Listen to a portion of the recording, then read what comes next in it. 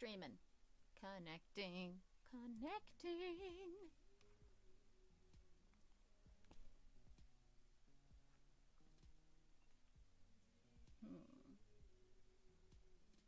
Thinking. Are we live? Are we live? It says we're live. Woo! Okay, it worked. OBS did not want to function this afternoon. What time is it? Hi.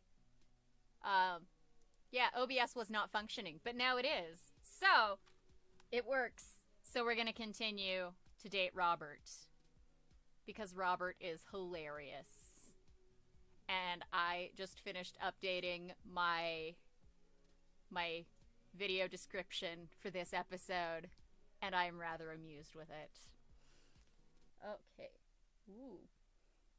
You can't beat the whammy bar. I don't know. I know people. Well, I'm doing my afternoon word jumbles. I hear the mail truck pull through the cul-de-sac. I wonder if we got any coupons today. Seriously, though, that's what it's like at my house. We are so excited for coupons because we eat out far too much. I did watch the High Strung clip, and I was dying. It was hilarious. That is Robert to a T. Just making up all the stuff. Nick was laughing pretty hard, too, and he was like, this is why we're watching this. He was very confused. Nice mail person. He's gonna give us stuff. Coupons, letters, and a large yellow envelope. Hey, my coupons! What is this large yellow envelope? Hey. Amanda. What? That's a mood. That is such a mood. I have something for you. That kiwi in the background gets me every time because they actually exist.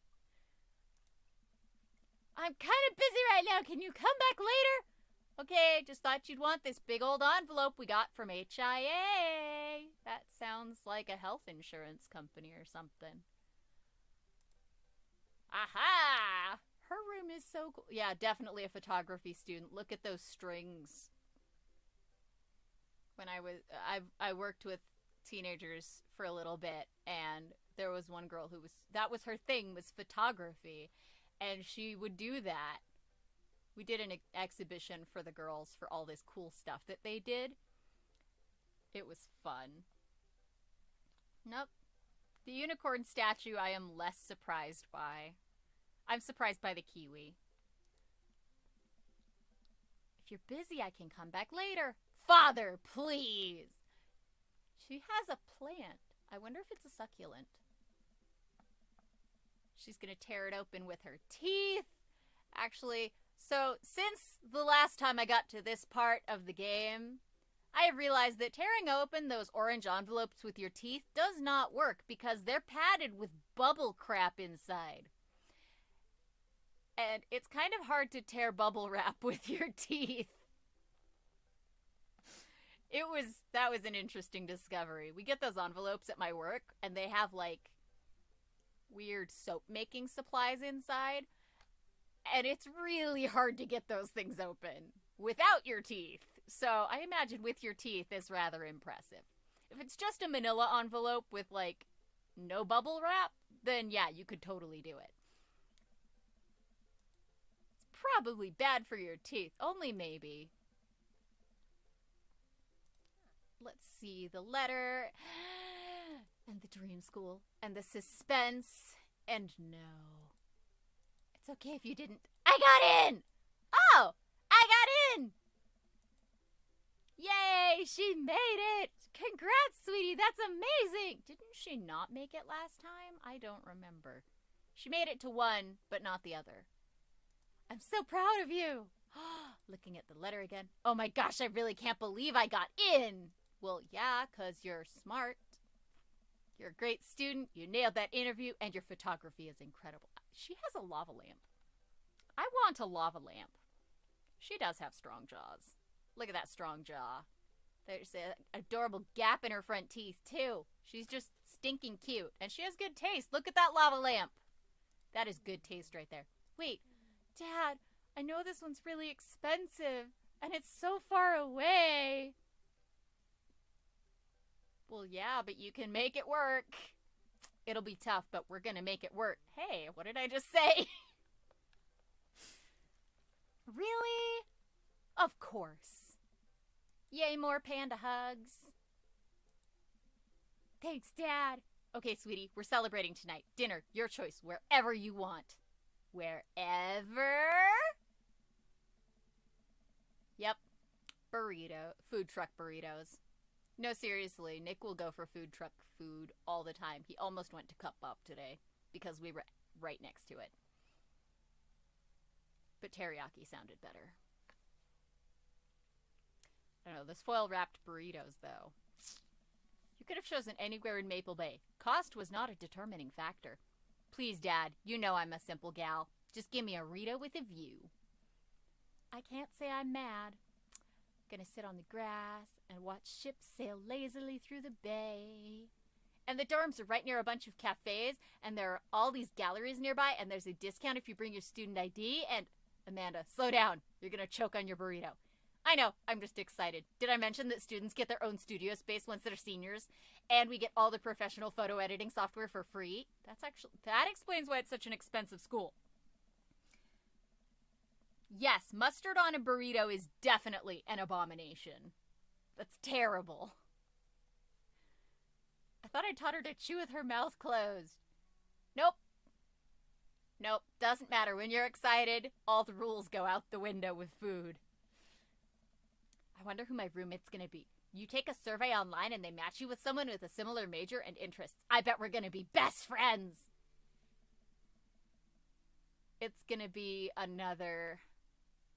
Shoot, what are all of their names? Emma. It's gonna be another Emma. I'm gonna say Emma L. or Emma J. Because why not? Craig and I were roommates. A good roommate can be a lifelong friend. But don't even get me started on bad roommates. Oh no, I'm just kidding. We didn't have a bad roommate. Our only other roommate was a puppy that Craig brought home one night. We spent a semester fabricating a story about our new foreign exchange student who had a really bad cough that sounded exactly like a dog's bark. I am so glad that I did not have to deal with college roommates. I did have to deal with little brothers, though. Carl ruled. Ooh, they let you have animals in the dorms if you get a note saying you need one. I bet I could forge one. I think I'd get a rabbit. Or maybe a snake. Or maybe both. Would the snake eat a rabbit, though? It depends on the snake. Some snakes will eat rabbits. The big snakes. If you get a little bitty snake, like a hognose or something, it can't eat a rabbit. It is too tiny. It can eat rats, though. Emma Q. She already has P and R. She needs a Q. You're right. Or an O. Q or O. No, Q, because, wait. She has a third Emma. Who was the third Emma? I don't remember. There are at least 3 Emmas. Oh boy, I think I'll leave all that up to you. She's so excited. I don't want to disappoint her, but I need to be real for a second. So, you know I had that talk with Mr. Vega. He didn't tell you about the dumpster fire, did he? What? No. I want to know about the dumpster fire. I need you to knock it out of the park these last few months of school, okay? If you really want to go to Horns, we need that scholarship money. I know you can do it. Okay. Is she blushing? She looks like she's gonna cry. I promise I'll try harder. Gonna pat her on the back. Just give her a hug. She deserves hugs. All the hugs. All the hugs. Think you can handle a 14-hour drive to come home for the holidays? There's gonna be some treacherous ice roads to cross. And don't even get me started on the paranormal occurrences. Well, it'll be worth it if I get to see you. Aww. I did this part before and it still hits me in the feels. Gonna cry. Dad, don't cry. Sorry, I'm just very proud of you. You're all grown up now and you're such a good person. And I hope you know how important you are to me. I can't cry for real. I would never get through this. Dad, stop. You're gonna make me cry too. Look at that eye roll. It's too late, honey. It's happening. Dad, I can't get tears in my burrito. It's gonna make it taste sad. I don't know. Tears taste pretty good. All that salt. More hugs and a forehead kiss. Bleh. Just that sound effect. Bleh. Love you, kiddo. Love you too, Pops. Whoop. Pet every dog. Yes. Unless it's a scary dog. Ooh. Hey. Uh-oh. Robert invited me over for dinner. And I know it's kind of faux pas to invite another bro, but I've known the guy for years and I still can't get a good read on him, and I know it's going to be super awkward if I go by myself. Will you please come with me? Oh, he is... I love food. I especially love food that's free. And I don't know why you're so sweaty over cooking, but sure. Yeah, dude, I'm down. Thank you! Also, heck yes, I want to see Robert. I really hope that's a sweat of relief. Eat that dinner! Always use a coat of wax after a wash. I don't know, I've never waxed a car. Yeah, don't trust the egg salad sandwiches. They lie. Don't smoke. That is good advice. Do not smoke, guys. That doesn't sound too bad. I could definitely go for free food. But why is Craig being so apprehensive? Does he know something about Robert that I don't? I'm gonna reply before my dad brain can work itself into a paranoia spiral. It doesn't take a dad brain to do that. I don't have a dad brain and I'll get paranoid. Yeah, dude, I'm down. Thank you. We'll meet up before heading over to Robert's place. Is he a bad cook or something? Bottle of white wine. Ziggy! Boy, am I glad to see you. Bro! Likewise, man. Classy of you to bring wine. Oh, it's not wine. It's sparkling apple cider. Robert literally has a wine cellar, so I think he's good. Wow. Or at least I think he has a wine cellar. I'm genuinely unsure if he was telling the truth or not. I can never tell with him. He does... Oh, that explains it. Yep, he does not know that Robert is a troll. Thank goodness it's not just me. I never know. He's so deadpan about everything. I usually just laugh it off, but man, that guy's an enigma. Is he a conspiracy wrapped in an enigma? We start walking over to Robert's house. Does Robert even know how to cook? I have sincere doubts about whether he even knows how to shave properly. Or iron his shirts. I feel like you learn to cook after you learned those two first. One time I saw him grab a hot dog from a trash can. I mean, it was at the very top of the trash can, like sitting above it. But still, if he were on trial, I think the jury would define that as in the trash.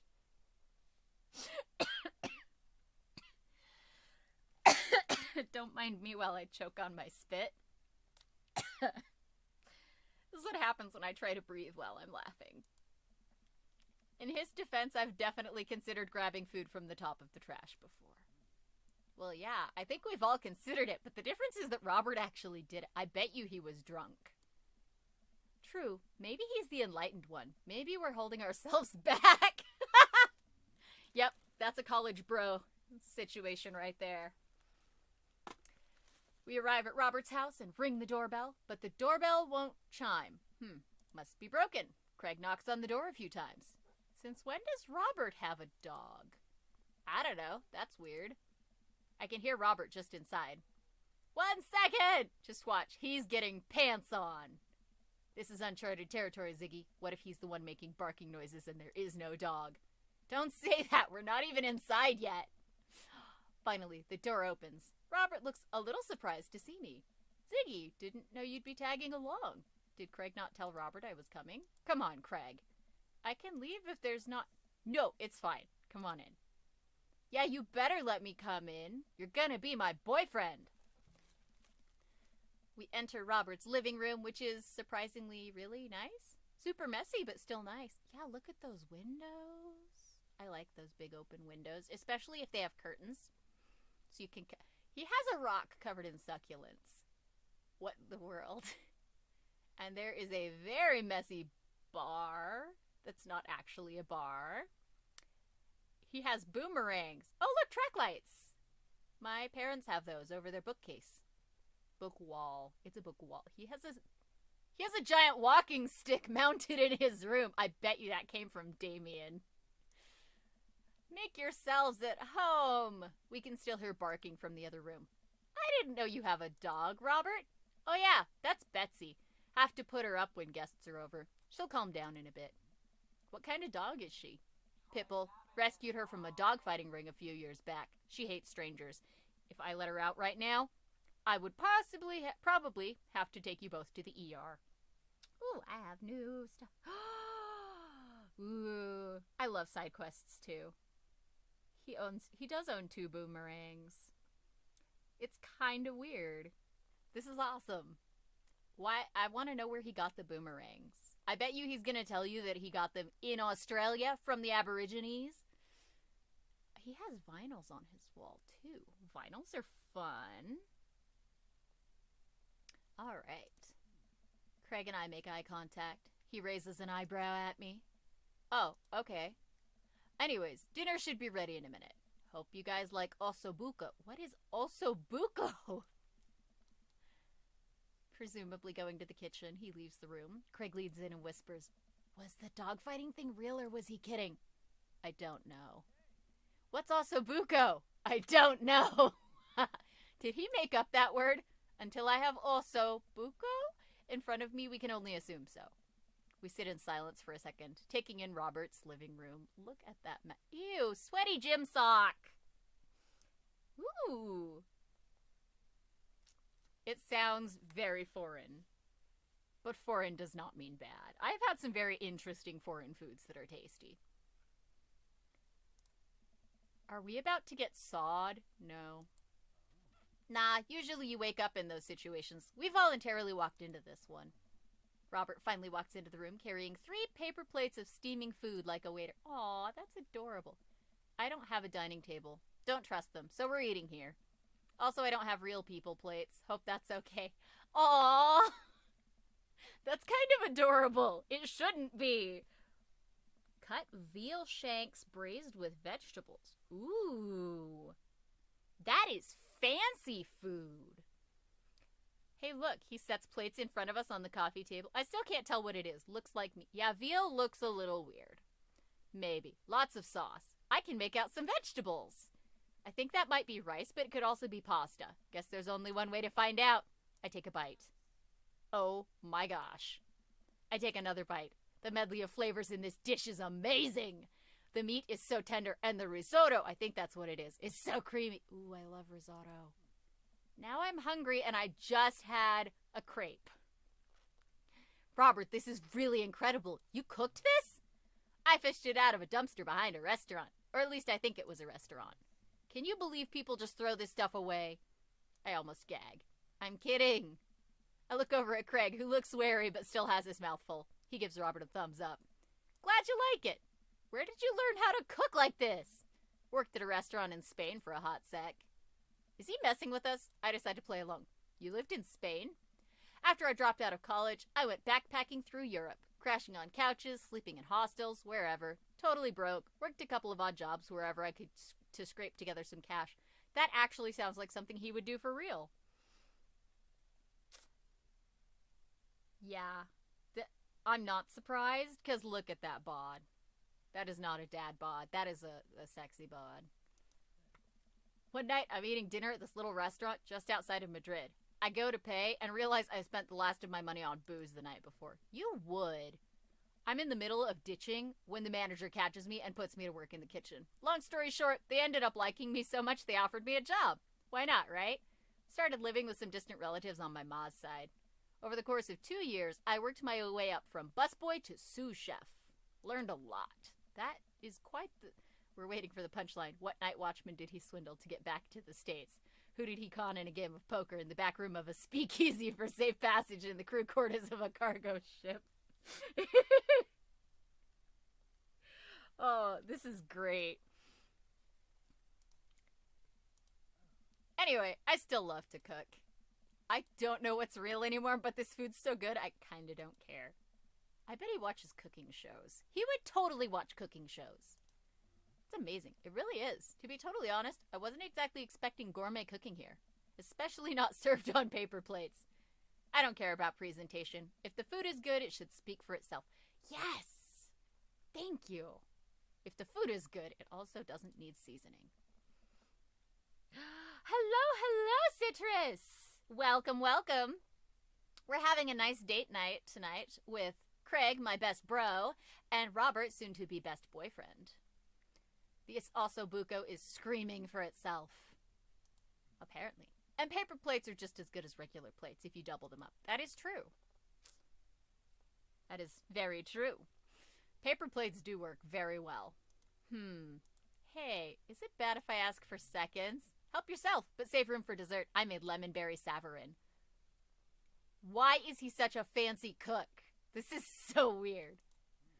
Well, aren't you just full of surprises? Oh, he's winking. You bet I am. You can come over for dinner anytime. Craig. I'm gonna go get seconds. Aw, Craig is not interested at all. After consuming way more osobuco than my body could handle, and then really ensuring a later food coma with a generous serving of whatever savarin was, Craig and I decide to head out. Thanks for coming. I'm making an attempt to be more social.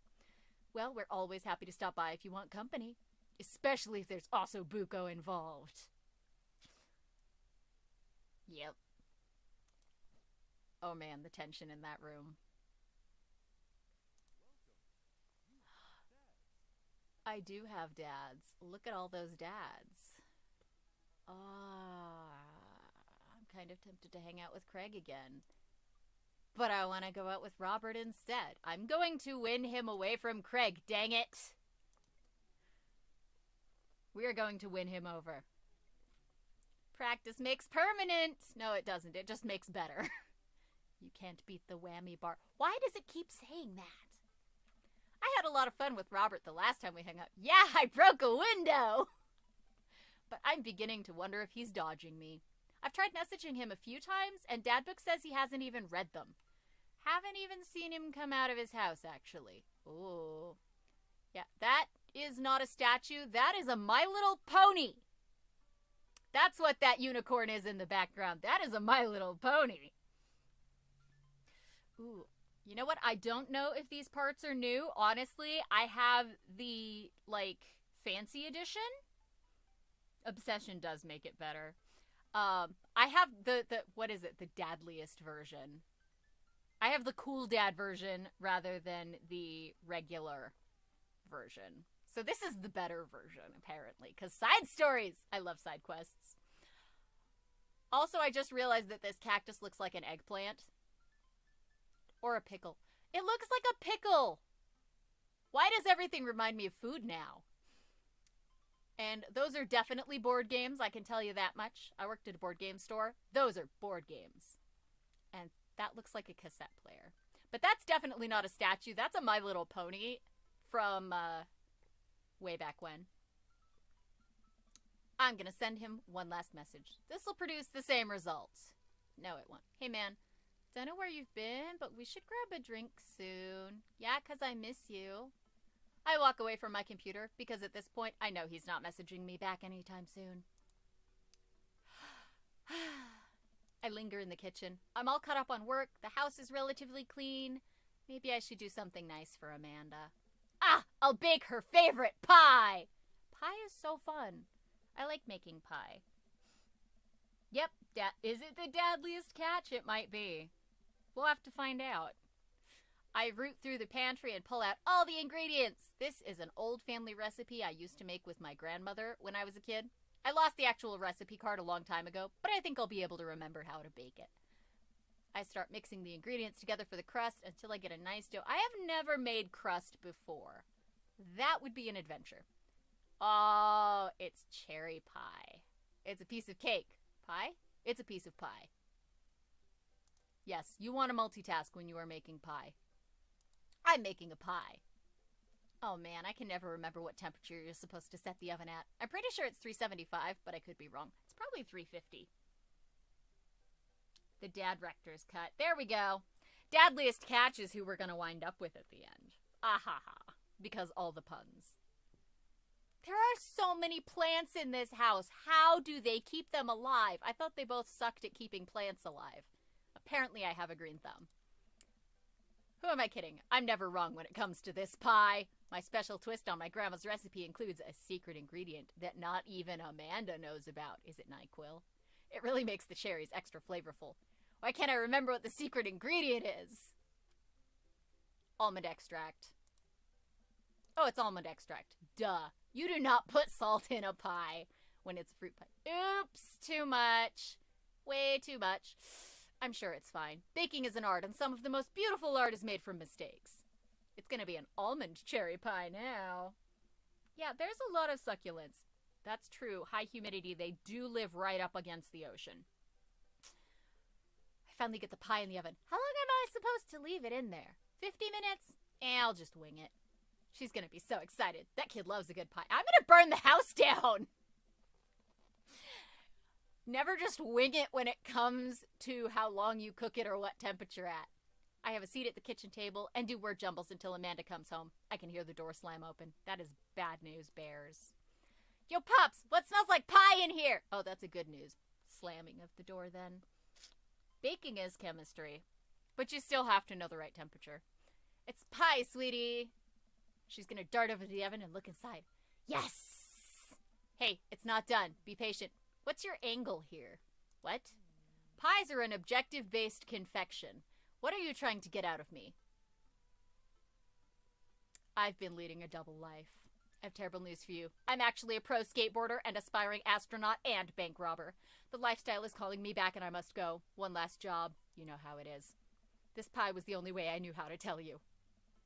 Well, I appreciated the years we spent together, but a trade-up is a trade-up. Remember me when you're kicking your feet up in Ibiza. Thanks for all the pie. We share a cordial handshake. I wait a few more minutes before taking the pie out of the oven. I set it on a rack to cool and guard it so Amanda doesn't dig into it before it's ready. Yeah, don't burn your fingers on cherry goop. That would be bad. Huh, what? Does it look kind of weird to you? Oh, that's just me taking artistic license on what cherry pie means to me emotionally. I'm just saying this because, you know, it seems like you might have baked this pie incorrectly. And you're currently, right now, trying to pass it off as a good thing. It's art, sweetie. It's not art. Was it art when you accidentally baked a whole uncracked egg into the center of my 12th birthday cake? Oh, no! Well, Was it art when you tried to make brownies and accidentally created chlorine gas? How do you make chlorine gas out of brownies? This guy's a disaster! Well, that's a bit of an exaggeration. Was it art when you just eat the pie, Panda? The cherry filling oozes out of the sides, and the buttery crust glistens, and she's gonna take a bite. Ugh, what's wrong? Is it not good? No, I just burned the heck out of the roof of my mouth. This pie is amazing. Sorry for doubting you. Oh, good. She's right. The pie is pretty incredible, as it always is. I'm really proud of you for making a pie without burning the new house down. I am too, especially after that chlorine gas. It is chemistry, but you don't put chlorine in a pie or brownies or anything edible. Chlorine is not edible. Please don't put it in your food. Salt is edible. Salt is very edible. Salt goes in everything. Apparently, salt can also go on watermelons. That was a fun trick that Nick picked up in Ohio. It actually tastes pretty good. It shouldn't, but it does. Maybe fathers aren't as bumbling and stupid as the media makes us out to be. Maybe we as a society should have a little more respect for fathers as a whole. That is true, actually. Dad, your sleeve is on fire. I run to the sink and put myself out. Pride will be my undoing. Yep. Amanda and I clean up the kitchen and play a little more living room hoops before she retreats to her room to do homework. I go back to my word jumbles. Hey, this one spells cat. I want a cat. All right. I love how this laundry never gets put away. It just sits here, day in and day out. The rest of the evening trickles by. We eat dinner. I help Amanda with one of her scholarship applications, and we both start getting ready for bed. I decide to check Dad Book one last time before I climb into bed. Yeah, 'cause why doesn't he want to text me back? Still nothing from Robert. Huh, hope he's okay. I turn out the lights and lie down. Hey. He wrote me back! Ziggy, hey. Hey, Ziggy. Hey, I'm outside. Come outside! Yes!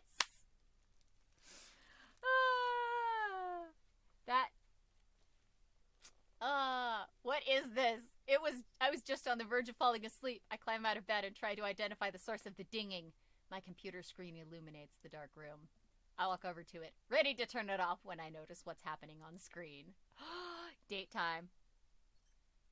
Yep, that's what it was. He was trying to clean. Don't make me honk. I will honk. Get out here. Ooh, pickup truck. Yep, he's the bad boy. I look out my window and sure enough, there's Robert leaning up against his pickup truck in my driveway. Yep. Spontaneous date night. I open my door to try and figure out what's going on. Hey. Hey? Wanna hang? I was kind of sleeping. That's no fun. Come hang out. Sleeping is very fun, but I don't have to be anywhere in the morning. Might as well live a little. Sure. Cool. You plan on going out like that? I look down and realize that I am, in fact, not wearing pants! Yes! I mean, I don't mind. Of course you don't. Right. 1 second. And here I was thinking he would be pantsless, and it's me. Throwing my going out pants, shoes, and a jacket, I grab my keys and meet Robert back outside. Ready. Hop in. I jump into the passenger seat of his old red pickup truck. I have to move a few empty cigarette packets and gas station receipts out of the way before I can sit. Robert silently starts the car and we drive out of the cul-de-sac. Where are we going? You like Tom Waits? Hey look, he's got a hula girl too. Love Tom Waits. Before I can answer, Robert turns up the radio. Yep, that's Tom Waits all right. He lights a cigarette and cracks the windows. We drive together in silence. So, where are we going? Robert doesn't respond. I'm getting kidnapped! You guys, I'm getting kidnapped. Robert? Oh, I heard you. He still doesn't answer my question. Yep, I'm getting kidnapped. I look out the window and notice that Robert's taking us to the highway. I twiddle my thumbs. Well, whatever I've gotten myself into, it looks like I'm in it for the night. I settle into my seat and watch streetlights pass by. I glance over to Robert, who's driving intently. He looks tired, as he always does, but there's something a bit more there that I just can't place. Are you okay? Just peachy. Aww. Stop looking so nervous. I'm not nervous. I'm a little nervous. Just hang on, we're almost there. He's taking me to a date spot. I'm getting kidnapped to make out Peak. I know, he does not get that he needs to enjoy the silence here. Almost where? I have no idea where we are. I think we're moving at a slight incline, but I'm not so sure. Yep, make out point. We eventually come to a stop. Robert gets out of the car, and I sit for a second, unsure if he wants me to get out too. What are you waiting for? I hastily exit the car. Robert sits on the bed of his truck and pats the space next to him. Oh, are we stargazing?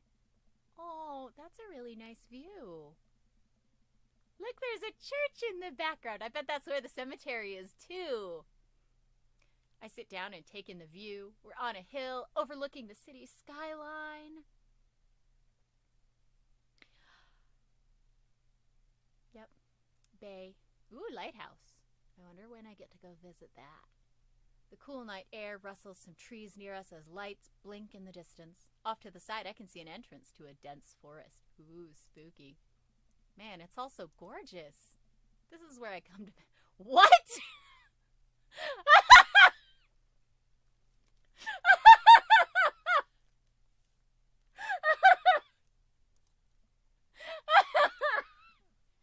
Of course you're kidding. This is my little spot where I come to think. That's... Okay! I mean, they're not mutually exclusive, but yeah. It's nice. You can see the whole city from up here. Really gives you some perspective. He reaches behind him and pulls something out from under his jacket. It glints in the moonlight and I suddenly realize what it is. Oh crap, that's a knife! Why are you worried? He carries like 4 at least. Did you not read his dad book profile? Oh, the trolling is beautiful. Oh. Please don't stab me! Robert reaches into his pocket and pulls out a small piece of wood. Oh, please don't stab me with that. It's kind of hard to get stabbed with a piece of wood unless it's pointy. I'm pretty sure this is not a pointy piece of wood. He's gonna whittle. Aw, he's whittling. That's kind of adorable. Did you think I was gonna stab you just now? What? No. No! Hate to break it to you, but I did, in fact, bring you out here to harvest your organs. Dot, dot, dot. Play along. Yeah, well, you think you caught me in your trap, but I knew. For years, I've been putting the most vile junk food in my body in preparation for this day. Come at me, friend, and reap what you will. 2 steps ahead of you at all times. That's how I operate. Yes! Nothing gets past you, huh? No, seriously, it is so fun to troll back. Robert reaches into his pocket and pulls out a folding knife that he opens and hands to me. I'm gonna warn you, the last guy I had a knife fight with lost 3 fingers because he didn't know the 8 basic rules of knife fighting. You're familiar, correct? I honestly can't tell when you're kidding. I am so many levels of irony deep that I've forgotten what humor is. Have you ever whittled before? Considering I'm not a grandpa, no. What do you mean by that?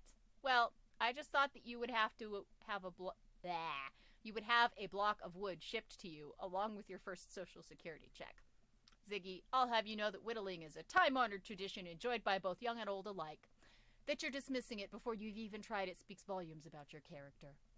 However, because I've gotten to know you for some time and have come to think of us as friends, I'm willing to attribute it to ignorance instead of malice. What I'm trying to say is, go get that stick. Yeah, whittling is actually really fun. Robert motions to a good-looking stick on the ground. It's a sexy stick. Perfect for potential whittling. I pick it up. The most important thing to remember while whittling is to cut with the grain, not against it. If you cut against the grain, the wood is going to splinter. That is true, and it is hard to do on sticks. You want to get a nice fresh chunk of wood. Isn't the most important thing safety? I love how he doesn't respond right away. No. Getting hurt comes with the territory. Look at my dang hands! I look at his dang hands. They're calloused and covered in little white scars. They are very nice hands. You can't make a stick omelet without breaking a few hand eggs. That makes no sense! Oh! Whistle while you work. Do-do-do-do-do-do-do. Oh no!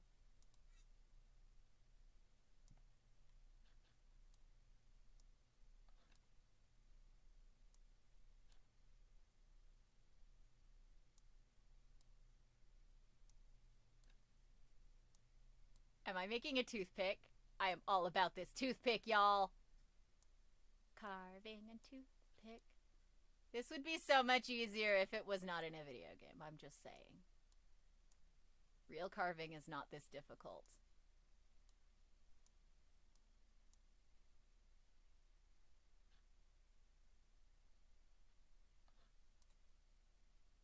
That's a good start. What is it? A knitting needle.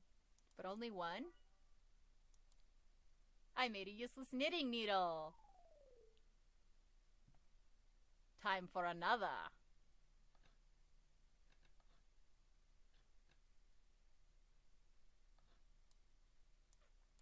Tell me about this one. Tongue depressor.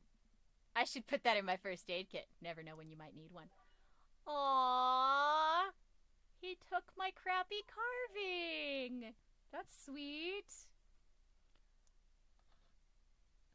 What's next?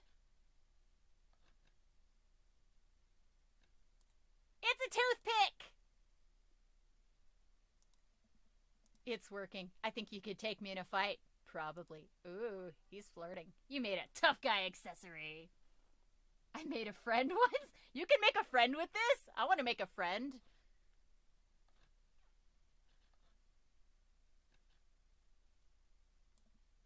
What's this? It's not a planchette. It's a chicken nugget. Please don't eat that. You made Robert uncomfortable. Yes. That is a win in my book.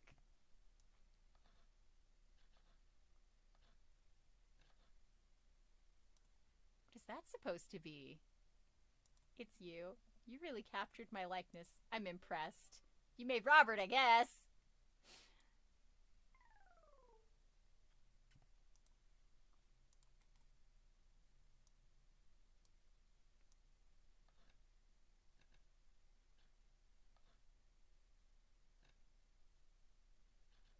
hasn't given me a back.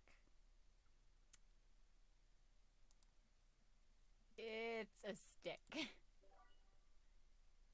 I did carve a stick. Ooh, okay, big wood.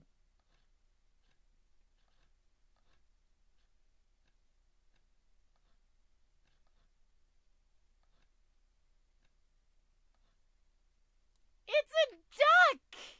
New friend! He's beautiful. I'm happy for you. I made a new friend! I have graduated to larger pieces of wood. Ooh. That is starting to look like a tank.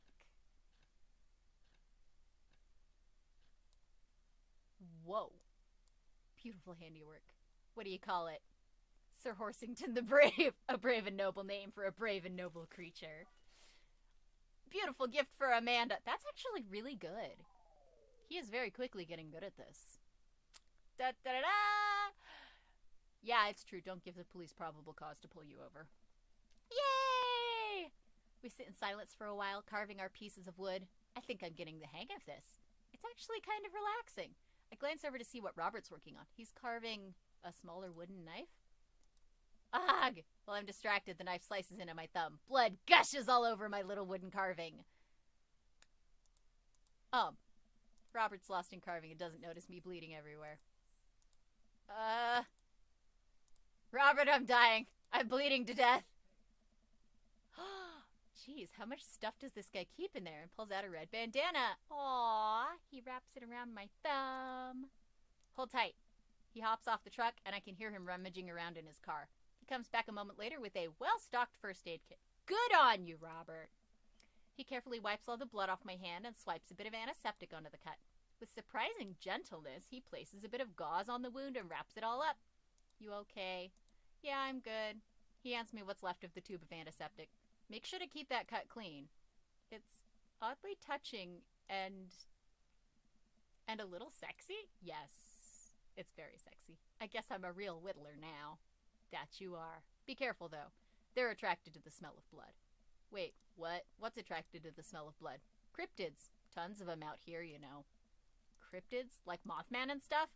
Mothman is bullcrap, but yeah, this town's a hotbed for cryptozoological occurrences.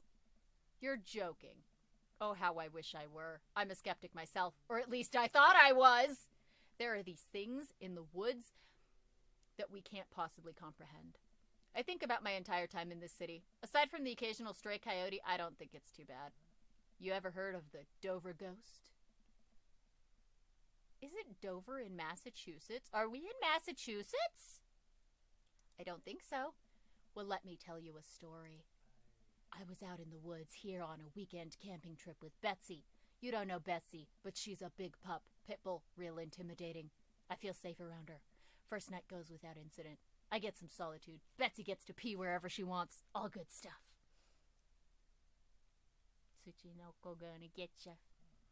Second day, I get the idea into my head that I can hike deeper into the woods. Probably against my better judgment, but hey, we're just having a fun camping trip, right? So me and Betsy start marching in the morning. It gets a little late, and we set up camp. But it's different this night. Real quiet. I can't hear the birds, the crickets, squirrels, nothing. Dead silent. That is hurting my voice. Dover Ghost is a real thing. There's a lot of cryptids in Dover, actually. I think there's a Dover Devil. But then it happens. I hear the most unholy growl I've ever heard in my life, right outside my tent. Me and Betsy, we go to investigate. We look around the clearing. Nobody's there. But there's this feeling. Not sure if I can quite describe it. I know someone, something is watching us. Betsy, though, she's scared. Never seen her like that. And when she's scared, I know that I should be too. And then I see it in the distance. A man, but if something that didn't know what a man was supposed to look like made it, it just looked wrong. Big, arms too long for its body, black eyes. It just stood there and stared at me. This sounds like an actual cryptid. Then it disappears. I hear one yelp from Betsy and I turn around to check on her, but she's gone into thin air. I didn't sleep at all in my tent that night, and I don't think I've slept right since. You're lying. Okay, you're full of crap. You think I'm lying? Oh, nope, that was eggplants. He loved it. He pulls out his wallet and shows me a picture of a beautiful pit bull. Tell that to Betsy. They say that if you listen closely on quiet nights just like tonight, you can hear the howl of the Dover ghost. And a howl resonates through the woods. It doesn't sound like a regular howl. It's so guttural. Even from far away, something about it makes my skin crawl. Okay, Robert, real funny. I turn to look at Robert. He's white as a sheet. You're messing with me, right? I was messing with you up until literally just now. I totally made that camping story up. I strain my eyes to scan the forest line, trying to see where the howl originated from. Off in the distance, I see something. It's so far away I can barely make out a shape. It looks human, but it's dragging something. Okay, now we're gonna get murdered. Oh, Dover, Oregon. So maybe it's Oregon. I would not be surprised if this is outside of Portland. Honestly, all this weirdness. Also, all these gay single dads in the same area, it's gotta be Portland. Portland's where the weird people go. I mean, look at this guy. Do you see that? We should go.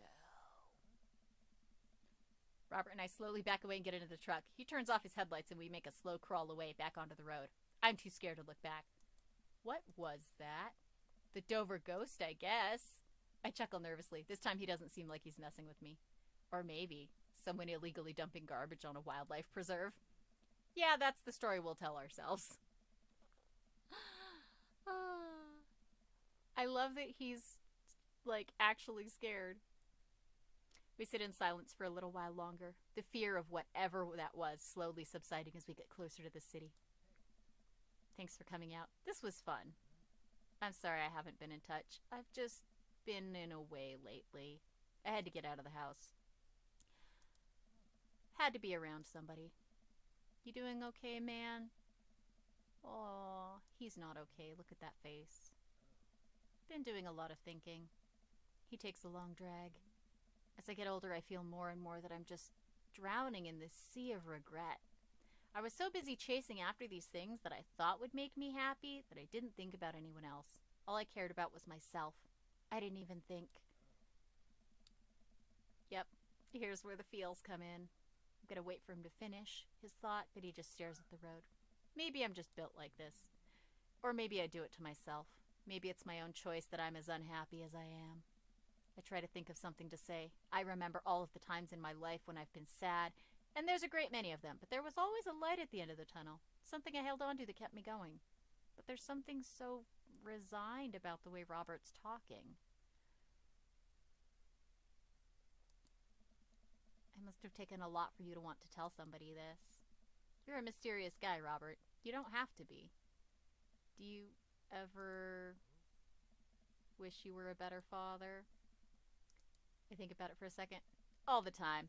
You can read all the parenting books you want, but nothing will ever prepare you for raising a child. That is true, actually. We should have a whole game about the Dover Ghost. That would be awesome. Cryptid video game when?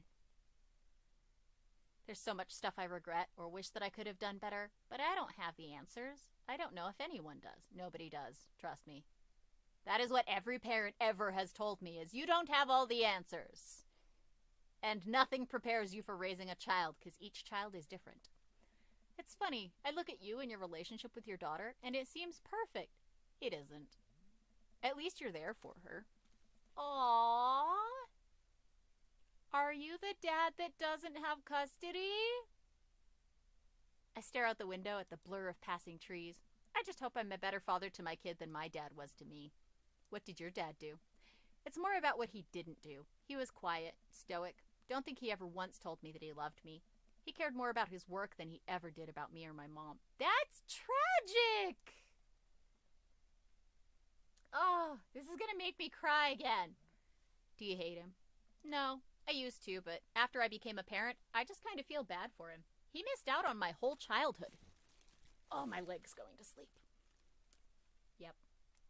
He missed out on everything. Hurt like heck when I had to leave him to die in that Belarusian prison. What? I got him! I turn and smile at him.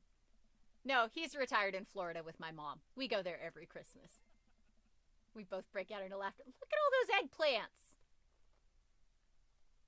We both break out into laughter. He pats me on the shoulder. We drive the rest of the way in silence, listening to the radio and watching the bright lights of the city grow bigger. Aww. Robert drops me off at my place. As I'm about to close the passenger door, excuse me, I realize that I still have Robert's pocket knife in my jacket. I pull it out and offer it back to him. You hold on to that. Never know when you might need it. Ooh, he gave me a present. Night, Robert. Have a safe drive home. He smirks, then pulls away. He then immediately pulls into his driveway, which is one over from mine. He gets out and waves. Aw, that was adorable. I tiptoe into the house, careful not to wake Amanda up. Whoa, where'd you come from? I look around and spot her coming out of the kitchen with a glass of water. I thought you were sleeping. Robert woke me up to go cryptid hunting. You know the Mothman is bullcrap, right? Amanda, you know what? It's fine. I think about the conversation I had with Robert in the car as Amanda starts walking towards her room. Hey, Amanda. She stops.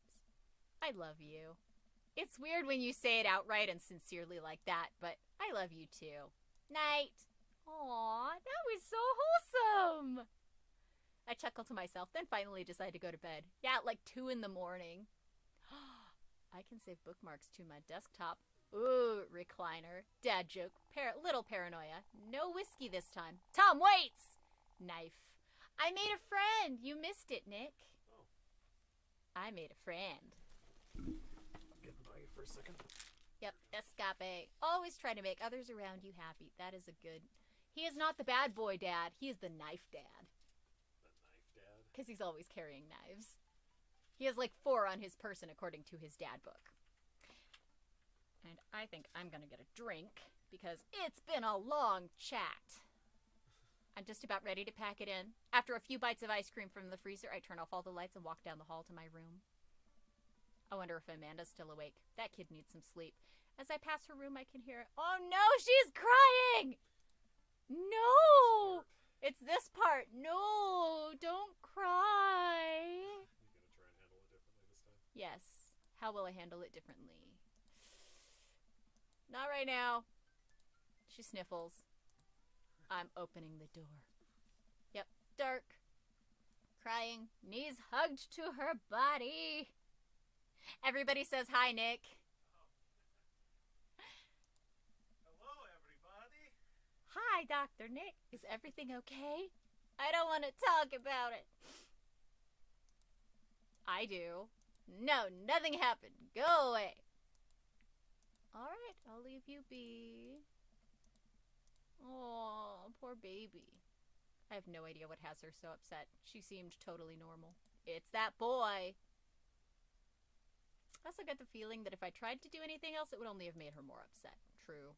Can't stop mentally cycling through all sorts of awful things she could be dealing with right now. More than anything, I just want her to be happy and safe. Yep. Proper parenting. Make sure she is happy and safe. I have a hard time falling asleep, but when I finally do, I'm still thinking about Amanda. Poor baby. No sleep. Pot of coffee. She should be up for school soon. Maybe she'll talk about it. 10 minutes before she's supposed to leave, she comes out of her room and makes a beeline for the freezer. Morning, Amanda. Morning. Frozen waffle in the toaster. Slams the door. What? I barely talked to you. Anything big going on at school today? No. Okay. Do you need a ride to school? No. Want some coffee? Toaster. Still freezer burned waffle. That is really gross when it's cold in the middle, though. I have to go. Oh, okay. I haven't seen her act like this in a long time. It's usually short-lived, but it always hurts. Hopefully this blows over and things are back to normal soon. I hope things are back to normal soon. That's sad. Oh, the sads. I sit back at the kitchen table and look at a picture of Amanda and I hanging on a wall. In it, I'm teaching her to ride a bike. Her face is a mixture of excitement and pure unadulterated fear. I remember how determined she was. Every time she'd fall off and scrape her knees, she'd get up and try it again. Finally, I had to stop her because she was bleeding everywhere. Then she started to cry because she didn't think she needed bandages and wanted to keep trying. You always need bandages. If it bleeds, you put a bandage on it. Angry Manda hurts everybody's hearts. You just want to hug her and make it better. And ice cream. Ice cream makes things better. Give her ice cream! Yeah, you can't force it out of her. I'm eating. Ingredients. Don't burn the house down. She's clearly trying to avoid me. Hey, Pumpkin. What? Can you come here for a sec? Yeah, I wanted to say sorry about last night. I'm just worried about you. I get scared when I know something's wrong, and I get even more scared when I feel like I can't do anything about it. So I just don't tell me if you don't want to. Whatever it is, just know you have a dad in your corner who wants you to be happy. Cake. Ta-da! Sorry you're sad, but I support you 100%. That icing, it looks like he murdered somebody. I ran out of red frosting, so we're around sad and had to start over, and this is beautiful. It's a murdered cake.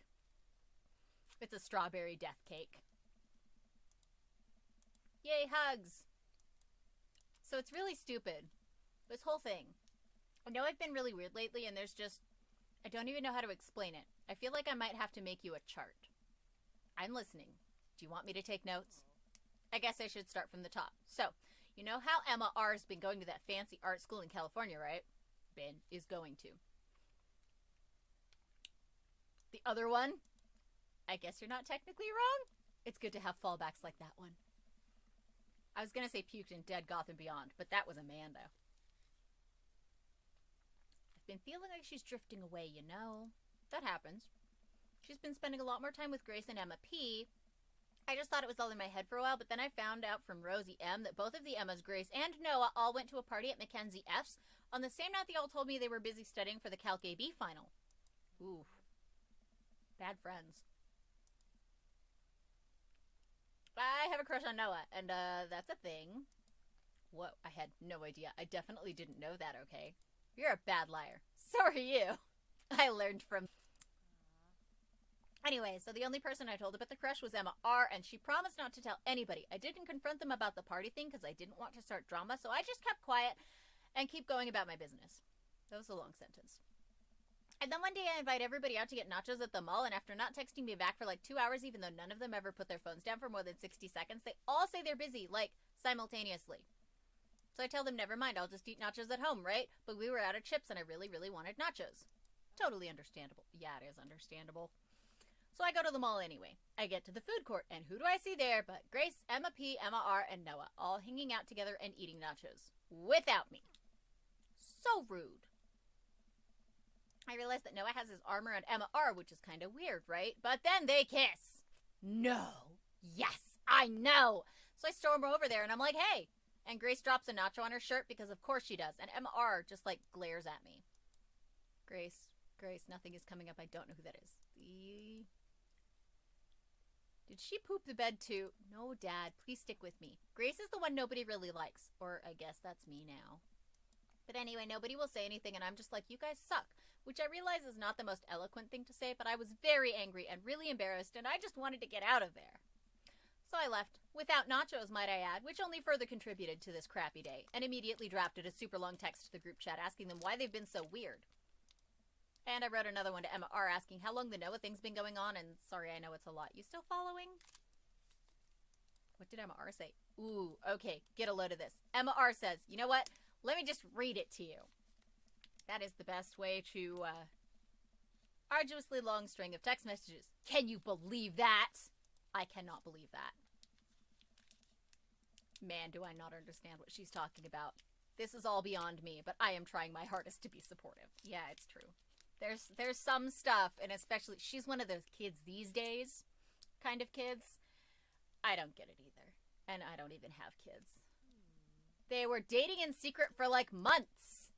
So I told her that she's being a really terrible friend, and she's like, well, if you think I'm so terrible, then just stop being my friend. And I was like, okay. And then she left me on read. And then, wait, left me on read? What's that? That's what Robert did to you, you jerk. How do you not know this? Read receipts. I don't know what read receipts are, but I'm just going to nod and pretend I understand. Gotcha. So while this is all happening, I'm talking to Emma P about how mad I am because she's at least being kind of reasonable, and I'm venting to her about how pissed I am at everybody and stuff. And then out of nowhere, Noah texts me and is like, how could you say that about me? And I'm like, say what about you? And he tells me that Emma P sent screenshots of everything I told her to the group chat that I got kicked out of. How do you not know what screenshots are? That is definitely bad. There's so much more, but honestly, it's all just really stupid teenager stuff. The bottom line is that everybody dropped me, half my grade hates me, and now I have no friends. Amanda, I'm so sorry. I almost expected it from everybody else, but Emma R's been there since Mom died. I can't believe she would just stab me in the back like that. He left me on read in another universe. He left me on read so much. Yeah, friends can do that. I'm so glad that didn't happen to me. I'm not even that mad that she's dating Noah. I'm just upset she lied to me about it for so long. Yeah, who does that? Stab the cake. Okay, I take it back. I'm kind of mad she's dating Noah. Like, what did I do wrong? Why did everyone just suddenly decide I'm not cool anymore? Why wasn't I enough? I don't understand. And as mad as I am at everybody, like, I miss them. Yep. It really hurts when your friends ditch you like that. I've watched people go through that. I just kind of don't notice when it happens to me because I'm oblivious. Anyways, that's it. That's the whole sordid tale. Thanks for listening. Tune in next week for more hot gossip. Wow. I know it's pretty dumb. It's not dumb. It's really not. No, it's a stupid thing to be upset over. Amanda, your feelings are real. Don't ever be mad at yourself for having feelings. I guess. Unless you've secretly been a robot who's been approximating human feelings this whole time. Dad, if I was a robot, I would have transformed into a monster truck a long, long time ago. But seriously, I know you probably don't want advice, but I feel like it's my duty as a dad to bestow upon you a few nuggets of fatherly wisdom. Real friends don't do that. Because it's true. Do you really want to surround yourself with people who would do something like that to their friend? It takes a lot of work to find and maintain meaningful friendships. Yeah, look at me and Craig. I wish I'd learned it sooner. If the other person isn't putting the effort in to show you how much they care, it's not worth it. You're not beholden to being their friend. Ultimately, I think this says way more about their character than it does about yours, because you're amazing. And if they can't see that, well, that's their problem. Yeah, they don't deserve to have such a cool friend. I'll keep that in mind. You better. Did we just eat that whole cake? Yes, we did just eat that whole cake. Well, good talk. Hey, Pops? Yes? Thank you. Aww. All the loves. All the loves. Yeah, tip, don't smoke. It's horrible for you. Do not smoke. Ooh. What?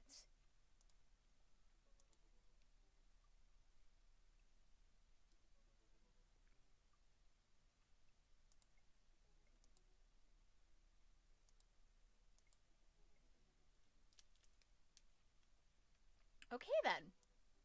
So this is a message from me in the past this morning. How did this happen? I figure you're trying to reply to this because I know myself, but this is an automated message from you earlier this morning when it was socially unacceptable to go out and buy ice cream. I forgot I did that. I forgot how I did that as well. The future is amazing. Listen, life is short and ice cream should always be acceptable, but unfortunately this isn't the society we live in. Lies. Ice cream is always acceptable. And it's less the society we live in and more me projecting my own anxiety about being judged onto others, but you know what I mean.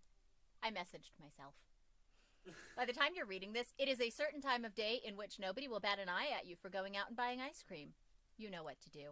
Be good, me. Buy that ice cream! Yes, always keep your word. Don't lie to people. You know what? I've earned a treat. On the way home, I decided to stop off and grab some ice cream, which I fully plan to eat directly from the tub. It's the best way to eat it. But what type of ice cream do I get? Rocky Road, pistachio. Oh, Amanda's probably going to want some too. Better get 2 tubs. She loves cookie dough ice cream, right? Hey, mister. Oh, it's that punk. Ernest? You're cool, right? I'm cool, but I don't see what that has to do with anything. Well, if you're cool, you'll help me out, right? Help you out? There's no fire involved, is there? Just clouds. So if I give you $20, will you buy me e-liquid? Ernest, what's e-liquid? It's like, Gatorade, you know, electrolyte liquid. I'd get it myself, but I'm banned from here for trying to run a grift on the cashier. A classic fiddle game, you know the deal. Oh, if you're talking about balanced electrolytes, then I got you, little buddy. And I didn't know you played the fiddle. Just ask the clerk for blue Cran-Raz Apple Vortex. He'll know what it is.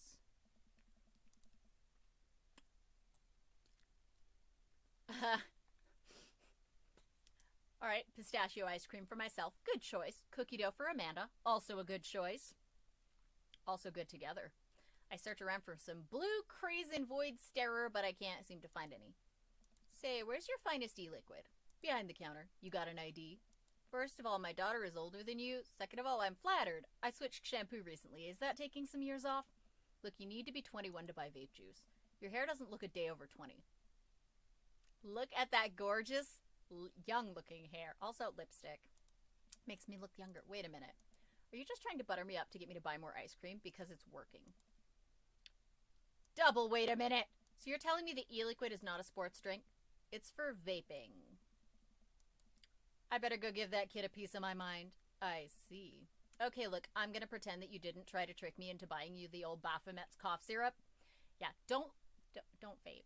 It's not good for your lungs. Breathing any kind of smoke is not good for your lungs. I don't care if it smells like candy. It's breathing liquid. Baphomet's cough syrup. That's a new one. I've never heard that before. Then go inside here to purchase my ice cream. I won't tell your dad if you promise to scram. And stop vaping. You'll get popcorn lung. What is popcorn lung? How did they know about that when this game came out? What if I give you $25? Go home, Ernest. He's gonna call after me. You can get popcorn lung from microwave popcorn, you know. I no longer trust this child, but the mere notion strikes fear into my heart. Complete my purchase with a good cashier. Thank you, kind sir, for your time and generous hair compliments. You got it, bub. I glance out the window. While. You mean, what? While to see Ernest sail outside. Looks like he's talking to some other poor sap. Guess I should go outside and save this other guy some grief. Wait a second. That's definitely a cop. Oh boy. Ernest, did you seriously just try to get a cop to buy you e-liquid? Do you know this kid? Yeah, we live in the same cul-de-sac. I know his dad. Listen, he's a good kid and I'm this boy's father. What? Okay, I did not see that coming. That's kind of a surprise. Ernest, what are you doing? I want a lawyer. First of all, good first instinct. Remember that you're not required to answer any questions from a police officer without a lawyer present. You're this boy's father? Yes, sir. Ernest likes to lash out at me like this ever since the accident. Oh, I don't like talking about it. That's fine. He gets a wistful twinkle in his eye. It all started 7 summers ago. My hair was long then. Nu metal was still in style. Ernest and I were down in the Florida swampland scavenging for... Sir, I can leave you to take it from here. Sounds good. Thanks, officer. Ernest, come along now. You'll be cleaning grout from the rain gutter for a week thanks to this transgression. The police officer gets in his car and drives off. I'm stunned by how cool Robert was just there. Thanks, I want to say Richard? Ouch. Don't mention it, Hemingway. Got in trouble plenty of times in my life. Just trying to do my good deed for the day. Will you buy me e-liquid if I give you $20? Child, I will end you! Hey, Ziggy, will you walk Ernest home with me? Sure. Ernest runs ahead, presumably so he won't be seen with us, which is a thing I think kids do. He reminds me a lot of myself when I was his age. Well, maybe I wasn't as dumb. Seems like he tortures his dad. Seems like he tortures just about everybody. He even stole your wallet. What? No, he did. I pat my back pocket. I pat the rest of my pockets. He stole my wallet. Why are you doing this to yourself? What? The ice cream. One of them's for Amanda. I have no qualms with the quantity of ice cream you've purchased. It's a perfectly respectable amount of ice cream. It's the quality I'm talking about. You work hard, Ziggy. You're a good dad. Don't you think you deserve top shelf ice cream? But these were on sale. If you're gonna treat yourself, go big or go home. Real vanilla bean, real pistachio. You deserve it. And Ernest goes home. That boy is the reason why we don't have prizes in cereal anymore.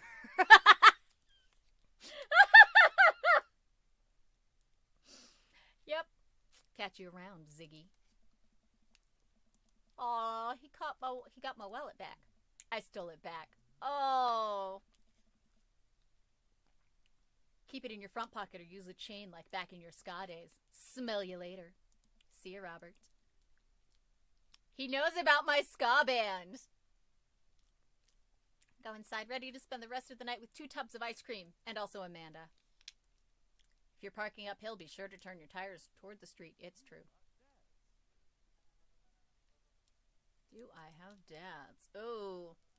Should we go for it? How long have we been playing today? Yeah, we can do it. Last date. Robert Small. You know what they say about third dates? They get pretty serious. You might not have time to browse Dadbook for a while. I'm so ready. Let's do this.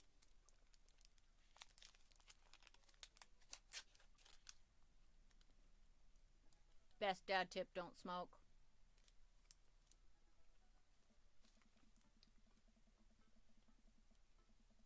I haven't spoken to Robert since that night we drove out to his thinking spot. He seemed unusually somber then. Like more so than the usual amount of somber that Robert is, which is already a lot. Speed run. Always. Well, as much of a speed run as you get while actually reading it. You could skip all of the text. Date that dad.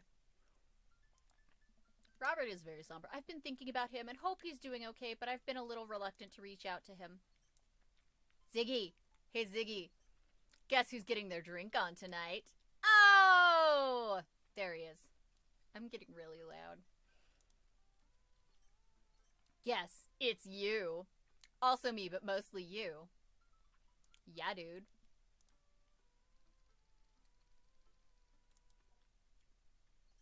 Yes! Meet me at Jim and Kim's at 8 p.m. Not that I'm unappreciative, but I think this is the first time that Robert's given me more than an hour's warning before hanging out. This is great. He is very spontaneous. Amanda! Music I don't recognize blaring from her room. Yeah, that's no surprise. What's up? I'm hanging out with Robert later tonight. Okay, cool. Robert, who is my friend. I have friends. I'm happy for you, Dad. People enjoy my company, Amanda. Dad, I'm so happy for your continued development as a human being. What are you listening to? Sad crap. Sad stuff, sweetie. Holy stuff. Lay off me, Pops. That was pretty great. My going out coat. Hey. Smoking, of course. As I get closer, I realize that he looks a little different. Cleaner, I guess. Did he take a shower before this date? It actually seems like he combed his hair. And his clothes are less wrinkled than usual. Did he iron? Hey. Hey. You take a shower just for me? I'm working on my relationship with existence. We both stand there for a second and don't say anything. Enjoy the silence. He finishes his cigarette and abruptly goes inside. I follow him. By the time I get inside, Robert's already at the bar ordering 2 whiskeys. I spot a booth in the back and claim it for us. Robert slides in and hands me a glass. To you. Here's to your continued existence. Ah, he liked that. We clink whiskeys and I watch him sip his rather than his traditional approach of slamming the whiskey back as quickly as possible. So what's the plan for tonight? Hit some other bars, maybe grab some pizza. I think that'll kill some time before we go burn down that old abandoned house in the woods. It's definitely not as fun if it's abandoned. Of course, Mary. Where was my phone call? Sorry, figured you were busy sinking your teeth into some poor sap. Ouch. Best way to steam clean. Hang your stuff up in the shower while you're showering. Well, not in the shower, but in the bathroom while you shower. It really does pull all the wrinkles out of stuff. Cheater ironing. I am. He's right here.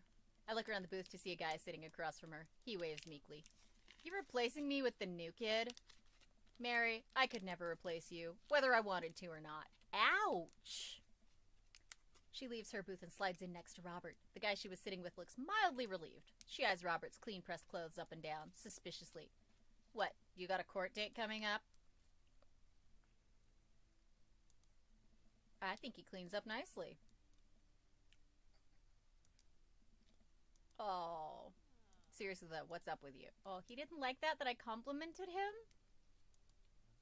It's Pappy. Doctors say it's cirrhosis of the liver.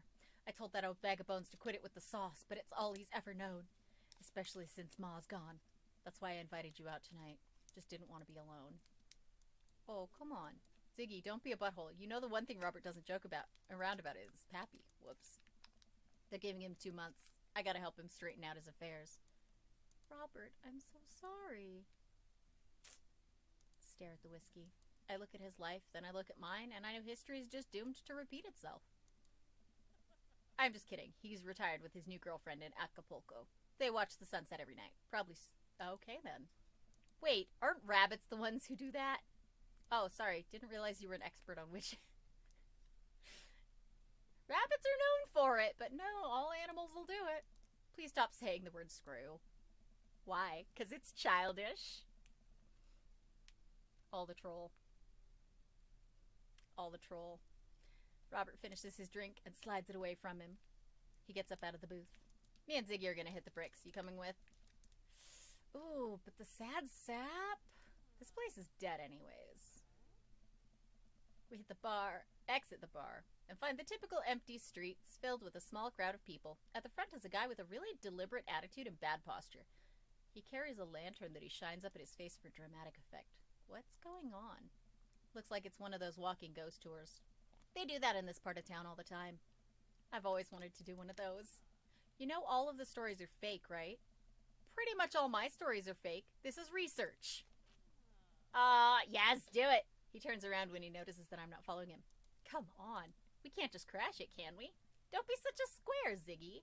Just act like you belong. He sidles up to the tour group. I reluctantly fall into step behind him. Well, here goes nothing. Hey, it was in this place, in 1694, that the most infamous witch trials were held. Are we in Salem now? 'Cause it was... Nope, this is not where the most infamous witch trials were held. To date, we do not know if the people burned at the stake were actually witches, but it is widely reported that the ghosts still haunt this hapless dive bar to this very day. It was actually 1692. I can talk. What? And the site was over by the coffee shop down the road. I'm sorry, who are you? Daniel McSturgis, ghost historian. And this is my colleague, Dr. 80s reference. Dr. Loomis, paranormal investigator extraordinaire. We're touring America's most haunted locations as research for our new book. You may have seen our guest cameo on Paranormal House Hunters Extreme Edition. A couple of people in the group start nodding. Man, Robert's good at this. Are you guys part of the group? I don't remember seeing you at the first stop. We like to keep her low profile. Easier to catch ghosts that way. They've definitely been here. Been standing next to them the whole time. Thank you, random lady who I do not know. As I was saying, the epicenter of paranormal activity can be found at the Coffee Spoon over there. The man who runs it has been plagued by hauntings since he signed the lease. Darn near driven him mad. But whatever you want to say is cool, I guess. It's your tour. Didn't know that about Matt. He's making it up. Yep, Robert's making this up. The rest of the tour group listens intently to Robert's every word. I think the tour guide can tell that he's losing the group. He seems to be getting flustered. Thank you for your contribution and knowledge, Mr. McSturgis. Let's move on to the next haunted location. We'll follow the group down the street. That tour guide's shirt is cool. Yeah, everyone in the group gets one if we make it to the final location. Ooh, I turn to Robert and grab him by the shoulders. I need that t-shirt. Well, guess we're in this for the long haul then. Just follow my lead. Don't arouse too much suspicion, and we'll have cool ghost shirts in no time. That is not a cool ghost shirt. It's an old decrepit colonial-style house. Of course it's haunted. A quick pause in the tour. My name is Quinn, but most people on the ghost tour circuit call me Tour Master Quinn. I'm a DJ, trivia master, and part-time actor. I do private ghost hunting events, birthday parties, MC bar mitzvahs, and perform traditional vaudevillian mime work. What? He's a mime. Ooh. Saving is good.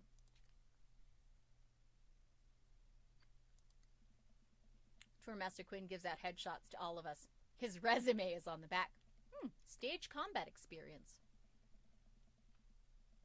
Here's history for you all. This was the home of noted American author Dorothy Pembridge, whose prose was widely popular in the late 19th century.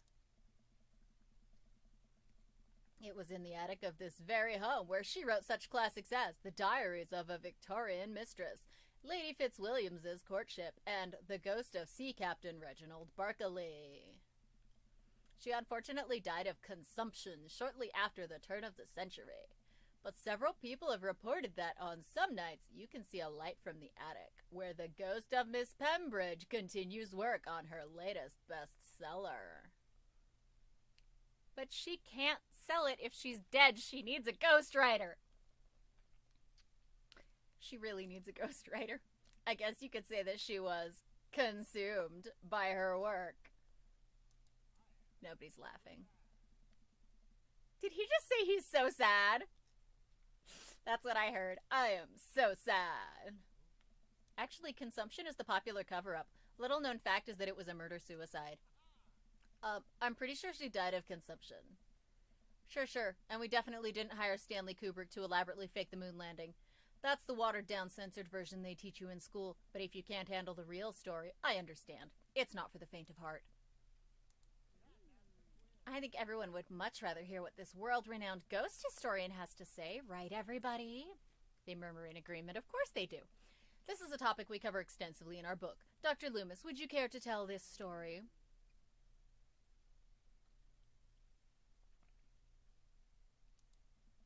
In the 19th century, Dorothy Pembridge was credited for protecting New York City from potentially world-ending paranormal forces.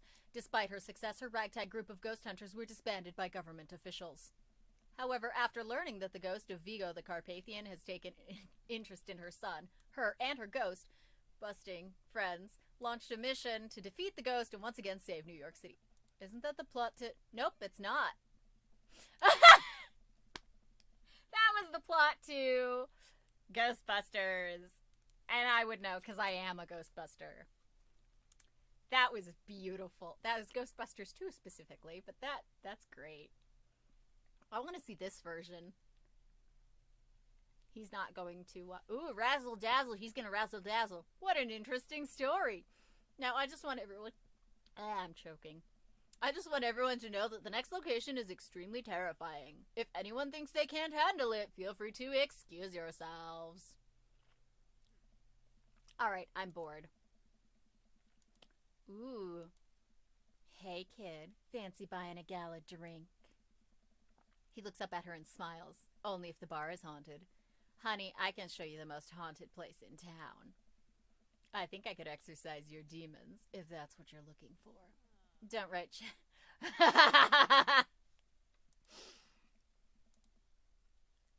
Oh, man. When you've known Rob for as long as I have, you know when something's wrong. Keep an eye on him for me tonight, okay? Sure, Mary. Why is she suddenly my bro? I am a nerd. I'm the biggest nerd. Good man. And distracting the dude. Take it sleazy, fellas. God help that poor soul. Mary or the kid? Both. She is not a poor soul. Our last stop. This burial ground is such a hotbed of horrifying paranormal activity that I'm not even sure where to begin. There's the wailing ghost of the Wharfman, the vampire of Maple Bay, the children of the moonlight. What about the Dover ghost? Tour guide is clearly irritated. Of course he is! What about it? Oh, nothing. I just think it would be a crime to come all the way out to the cemetery, the actual origin of one of New England's most notorious paranormal entities. Yep, it's Massachusetts. And not even mention the infamous Dover ghost. That's not a real thing. That is absolutely not a real thing. I think someone needs to brush up on their paranormal history. I know tons about paranormal history. I know every ghost story in this area. I can guarantee there's one you don't know. Oh, that smirk. Would you folks care to hear the tale of how Loomis and I met? No. The entire group shushes the tour guide. Yes!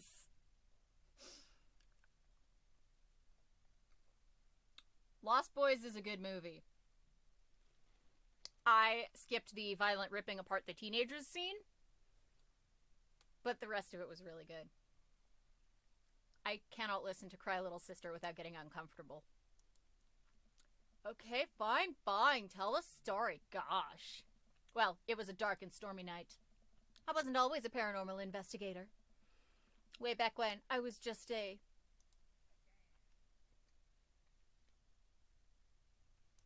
Bible salesman, traveling around the state, not only spreading the good word, but becoming closer to the man upstairs myself.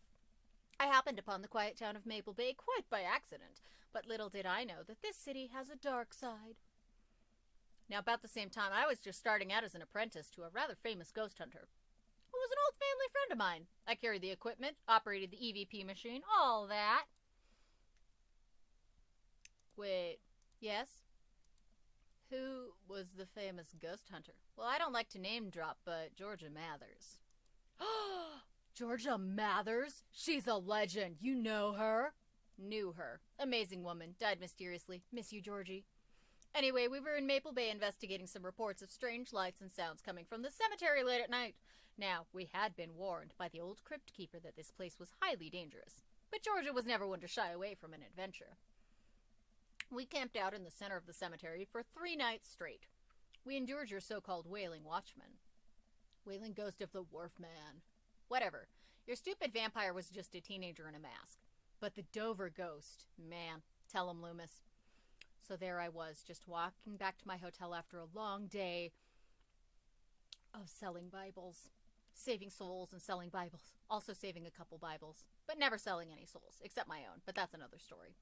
I lean over to Tourmaster Quinn. Won it back in a fiddle competition. I found myself walking past this very cemetery. Now, I was never a very superstitious man, but something seemed off. I could hear some sort of commotion happening deep within the graveyard, and I felt compelled to investigate. And thank goodness you did. Georgia and I were conducting a seance in the mausoleum. At first, things were pretty normal, but after about an hour, everything went south. Playing back the EVP meter, we were able to hear a single word. Run. The air suddenly went cold. Something was very, very wrong. I just knew we weren't alone. We started to hear this faint, distant scraping noise like something being dragged across the ground. It got louder and louder until it was deafening, some kind of demented howl. And then I felt it. Something grabbing my ankle. Robert has the whole crowd hook, line, and sinker. You could hear a pin drop. This is what I get for eating candy. I've only cried twice in my life. Once was at the birth of my daughter. The other was when that thing started dragging me. I wasn't sure where it was taking me, but I knew it was no place I wanted to go. I was sure I was going to die. The moment I crossed the gate into the cemetery, I heard this awful screeching. I ran into the mausoleum just in time to see a man being pulled across the floor by...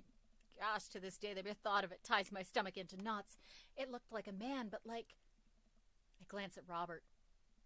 Like someone who didn't know what a man was supposed to look like, tried to put one together. The arms were too long. Its eyes glowed red. It was like a walking shadow. What did I do? What any good person would do. I lunged for David McSturgis. David. Daniel. No! Right. I thought I was going to be torn in half, but I had God on my side. The pocket Bible I always kept on. I'm going to go back. Let's try that. Dover Ghost. Dover Ghost. Loading that save file. Heck yes. Because no, I've already gotten one sad. I need no more sad. I'm a Bible salesman.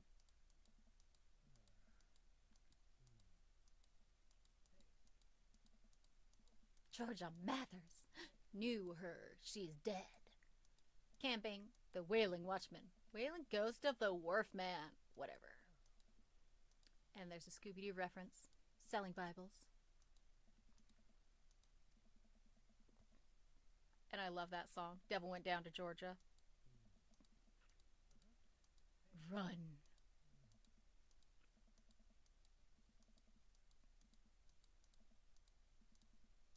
Aha, using Robert's own description. His name is Daniel. I remembered McSturgis. There we go. That's better. I grabbed his hand and entered into a tug-of-war with the unholiest of forces. I thought I was going to be torn in half. But I had God on my side. The pocket Bible I always kept on me fell out of my shirt pocket, and to this day I can remember what passage it opened up to.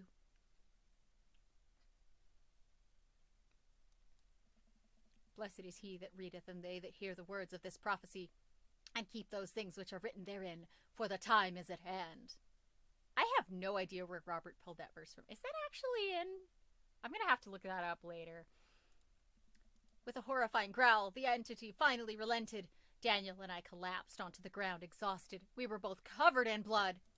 That creature clawed into my chest, got me real good. Had to get 16 stitches.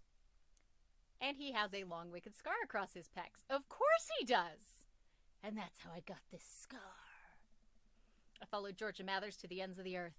We faced exorcisms, demons, poltergeists that threw our equipment across the room, but I had never seen Georgia so scared. She was never the same after that, and neither was I. Watching what happened to Daniel and Georgia shook my faith, but I came out of that experience a better man and a better friend. And we've been brothers ever since. A round of applause! Yay!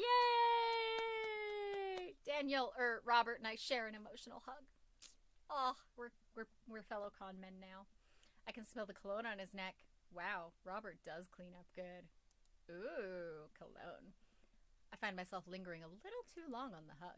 The tour guide seems to have bought it. Even he's wiping a tear from his eyes. Thank you, thank you.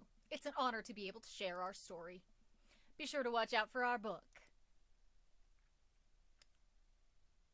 I saw a demon, the shocking true story of seeing a demon. Yes! Well, I think you both definitely earned your t-shirts. Yay, t-shirts! He then slips us both his business card and leans in close. If you guys are ever in need of a professional actor, balloon animal artist, Elvis impersonator, or nude model, please don't hesitate to contact me. You got it, buddy. And yoink. Ah ha ha. Okay, worth it. That was incredible. I really can't believe they bought all of that. I didn't know you had it in you, Ziggy. Excuse me, Dr. Loomis. That bit about the pocket Bible was aces, although giving the Dover ghost glowing red eyes was a little cliche. And the Kubrick conspiracy theory bit wasn't. All a part of the character. Well, we got the shirts out of it. We arrive in front of Robert's house. Want to have a drink? Is that even a question? Robert, how long have you known me for? Do you really think I would turn down the opportunity to share a fine alcoholic beverage with my treasured friend and accomplice, Mr. Robert Bobbert Small? If you ever call me Bobbert again, I will kick you right in the shins. Both of them! Then you can expect an angry phone call from my orthopedist in the morning. Bobbert. Ah, yay! Hearts are good, right? My shins live to die another day. Robert leads me inside. I can't help but think about what Mary said to me. He did seem a little bit off, But that completely disappeared when we were joking around with the ghost tour. I don't know. He's hard to read. Yeah, he is. While I'm thinking, I hear claws skittering across the floor. Oh gosh, it's his pit bull. I'm about to be torn to shreds. I shut my eyes tight and brace for impact. Betsy! Hey, be nice! I don't feel anything but tiny paws scratching at my shoes.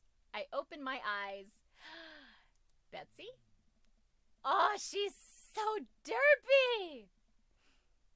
Robert's dog jumps away from me, running around in circles and sniffing Robert's legs. He pats her on the head. That is not a pit bull. This is the cutest, dumbest Boston Terrier I have ever seen.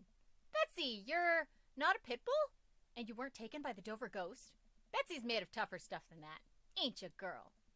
Betsy rolls over for some well-deserved belly rubs. She is so derpy. Why are all the dogs on this so derpy? At least she's cute.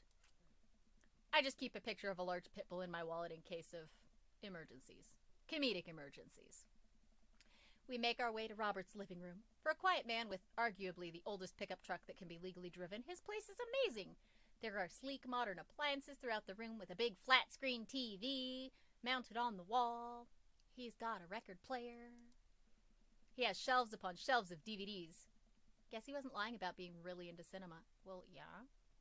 Why would he lie about that? He pours us both glasses of whiskey from a well-stocked bar in the corner, while Betsy curls up on a pile of cushions. So, how did you really get that scar? And don't tell me you got it fishing for Alaskan king crabs in the Bering Sea or something. You trained me too well. Robert laughs and takes a sip of his drink. My daughter and I were riding our bikes. I hit a rock, flew over the handlebars, and then we went to the hospital. And that's it. Not a very interesting story. I've never heard you talk about your daughter. Well, I have one. That's her. Aww, picture on the wall of a very serious little girl with dark eyes. Yep, that's definitely Robert's daughter. How old is she? 25, 26? Not too sure. You are not that old, sir. Does she live around here? No, Val lives back home in Brooklyn. Works at some new media online magazine thing. Makes buckets, though. He suddenly seems really serious. I probably shouldn't press him about it. You like Santana? Yes! Great. He puts on Santana, then takes a seat on the couch next to me. He suddenly downs his drink in one gulp. Hey, are you all right? He leans in and kisses me. Oh my. The taste of whiskey burning my lips. I'm surprised at first, but slowly relax into his arms. He pulls away slightly, his lips barely brushing against my mouth. I am now. I can't say anything, at best managing a sigh. Robert leans in again, kissing me harder. He pulls my bottom lip between his teeth and bites lightly, sliding a hand under my shirt. My heart pounds in my chest. He would be a teen dad, huh? As he lies us both down on the couch, he kisses a trail down my neck, his teeth grazing my skin. This is scandalous. I just wait. It's not that. Robert bites down and I have to stifle a moan. Stop. Oh my. He stiffens up and pulls away. No biting? No. I'm more than okay with that. Something's up. Ah, there's the music. Yep. Robert runs a hand through his hair and looks away. I'm fine. I've just been kind of stressed out. Tired. Not a big deal. Push it. Listen, I want this as badly as you do, but I know something's wrong. I need to make sure that you're okay. He's gonna stare at the ground. You don't know me that well, Ziggy. I'm not a good person. Deep breath. We can do this. I spent my whole life only taking, and now here I am, an old broken man sitting on top of a pile of everything I've ever taken, alone. But I want to know you. You don't have to keep hiding behind fake stories and acting like you don't have feelings.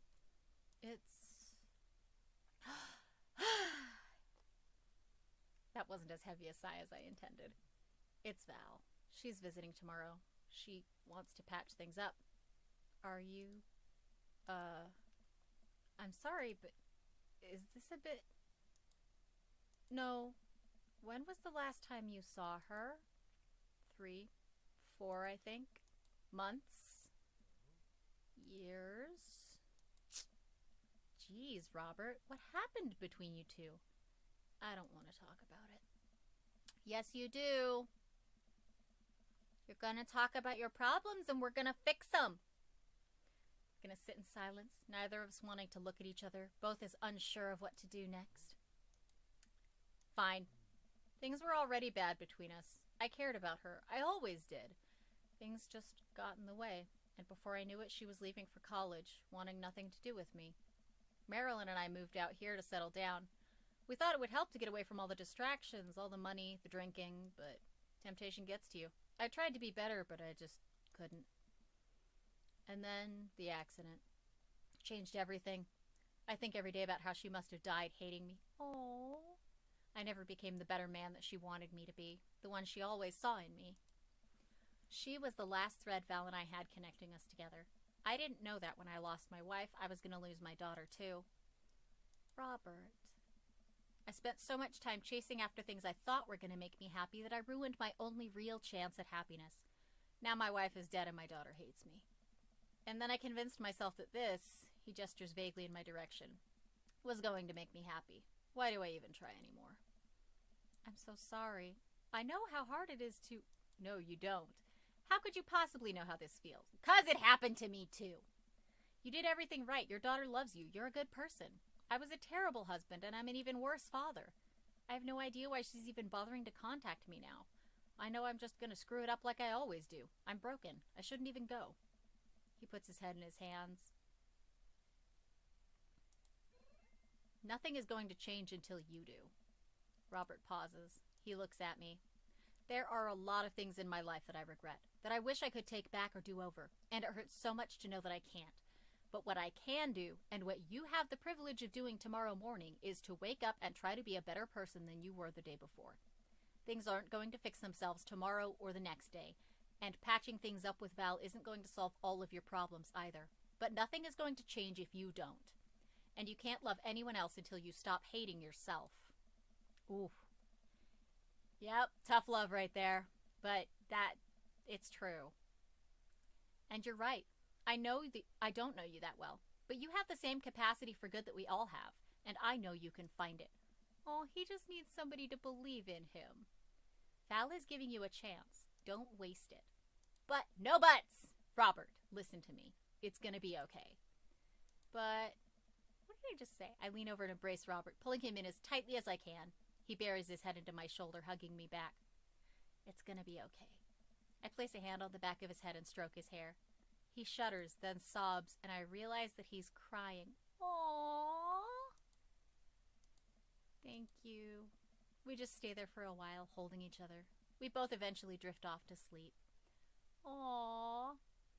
Rich Dad, Poor Dad? No, I have not read Rich Dad, Poor Dad. Fiscal responsibility. Bowling? Crime. Whiskey. Mary. Ghost tour. Where the crap did we go bowling? Achievement unlocked. Knife Dad! Gas is cheaper in the suburbs. That's true. It is more expensive in the city. Don't know why. I do know why. It's because they know that people are going to buy it there more. Phew. I think I have everything finally set up. Amanda should be here any minute now. I think that's her and her car in the driveway. Okay, gotta act natural. I think this is the epilogue, guys. Be cool, Ziggy. Be cool. Amanda walks in through the door with a suspicious bowling for soup. Aha! That is a good idea for bowling. It's bowling for soup. Amanda walks through the front door with a suspicious look on her face. Hey, Dad. You should be suspicious, child. Is that Casablanca on that poster? How did it take me this long to realize that that's probably Casablanca? I've never seen Casablanca. It's off to a good start. She suspects everything. Something fishy? Rats. What? No! You ask too many questions. Who do you think you are, my daughter? For literally my entire life, yes. I'm kidding. You're right. I have a little surprise for you. Yeah, I can tell. You're very bad at lying. Amanda, my dear, who would you care to join me in the kitchen? Father, it would fill my heart with glee. It would fill my heart with glee. Why? Why typo?